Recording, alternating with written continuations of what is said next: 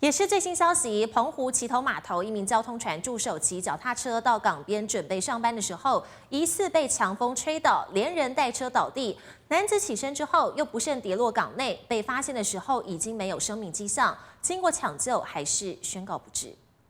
男子骑着脚踏车准备到码头上工，没想到这时疑似一阵强风吹过，男子重心不稳，车子也不受控，连人带车重摔倒地。过了不久，男子好不容易起身，没想到下一秒却跌进港里。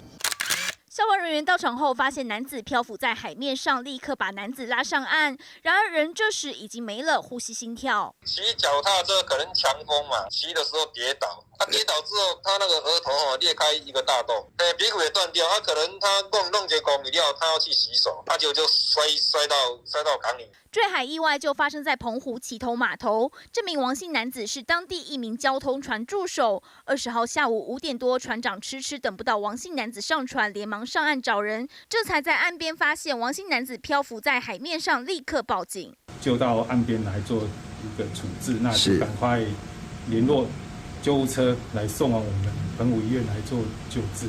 经过一夜抢救，王姓男子仍然宣告不治，让家属无法接受。澎湖地区入冬经常刮起7级以上阵风，若遇到寒流来袭时，阵风强度更是明显。警方也呼吁民众，无论开车或是骑车，都要多注意天候状况，以免发生憾事。记者澎湖综合报道。